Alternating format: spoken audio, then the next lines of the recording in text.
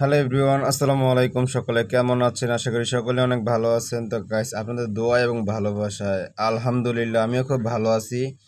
তো আজকে আমার বাগনিকে নিয়ে চলে গেলাম চেরাইখালী শপিং মলে, কারণ ও অনেকদিন যাবৎ বলতেছে ওকে কিছু কিনে দেওয়া হয় না। আর ওকে আমি কিছু আসলে কিছু কিনে দেই নাই। ঈদ গেছে, এই বৈশাখী গেছে, তারপরও ওকে আমি কিছু কিনে দিতে পারি নাই। তার জন্য ও আজকে আমাকে বলতেছে আজকে কিনে দিতেই হবে মামা।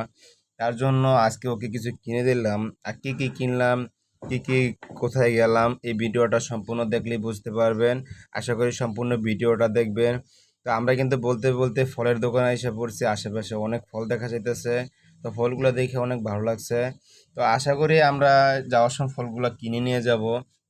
এখন যেহেতু একটা উদ্দেশ্যে রওনা দিছি, এখন আর কিনতে পারবো না। তো আইসা দেখি স্টানে এত পরিমাণের ভিড়, মানুষে ভরা। আজকে যেহেতু শুক্রবার, তার জন্য অনেক মানুষ, তার জন্য দেখাদেখি করে আজকে চলে এলাম চেরাগালির ভিতরে যে অংশটা, আমরা মার্কেটের ভিতরে ওই জায়গায় চলে গেলাম। তো আইসা দেখি মানুষও যাইতেছে, অনেক মেয়ে মানুষও আছে সাথে। তো আমরা কিন্তু অবশেষে মার্কেটের ভিতরে প্রবেশ করে ফেললাম। আগে পরে আমি কখনো মেয়েদের জিনিস কেনাকাটা করি নাই, তার জন্য ওকে বলতেছি তোর যেটা পছন্দ তুই ওইটা কিন। তো ও কিন্তু ব্যাগের দোকানে সোজানে ফাইনালে চলে আসলো। ফাইনাল দিয়ে সেই কিন্তু ওকে বলতেছে এই ব্যাগটা কেমন। তো এই ব্যাগটা করে ওর পছন্দ হয়েছে, বলতেছে মামা এই ব্যাগটা কেমন। তো এই ব্যাগটাই নিয়ে নিলাম, যেহেতু ওর ব্যাগটাও পছন্দ হয়েছে। তো অনেক ঘোরাঘুরির পর কিন্তু আমরা এই ব্যাগটা কিনলাম। তো অনেক কষ্ট হয়েছে ভাই, ও মেয়ে মানুষ আনা কিন্তু অনেক যন্ত্রণা অবশ্যই জানে। কারণ মেয়ে মানুষ আনা মানে একটা বোঝা আনা। তার জন্য ও বেশি ঘাটাঘাটি করে না, চার পাঁচটা দোকান দেখছি, পরে এই ব্যাগটা কিনে নিলাম।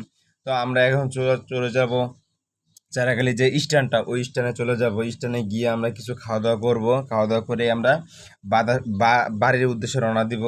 তো দেখেন ফাইনালি চলে যেতেছি হাঁটতে হাঁটতে চেরাগালির যে স্ট্যান্ডের যে দোকানটা।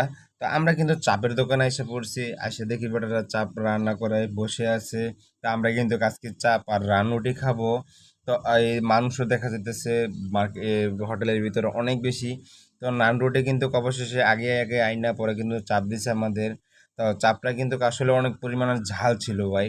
তো আমি খাওয়ার আগেই বলতেছি, তো এই ভিডিওটা কিন্তু অবশ্যই আমার বাগ্নির জন্য, যেহেতু আজকে আসলাম, তো ওই ভিডিওটা করলাম। আর এত পরিমাণে ঝাল ছিল যা আমি খাইতে পারি নাই। কষ্ট মষ্ট করে লাস্টে একটু ফালাই দিয়ে পড়ছি, যেহেতু খাইতে পারি না কি করবো ভাই। তারপরও অনেক কষ্ট করে খাইলাম। খাওয়া দাওয়া শেষ করে কিন্তু কো আমাকে খাইয়ে দিল, যেহেতু মামা। তো আজকে পর্যন্ত ব্লগটা এই পর্যন্তই ছিল। আশা করি সবাই ভালো থাকবেন, সুস্থ থাকবেন। আর আমি কিভাবে ব্লগ করব অবশ্যই আমাকে কমেন্ট করে জানাবেন। ব্লগটা কি খারাপ হয়েছে না ভালো হয়েছে অবশ্যই জানাবেন।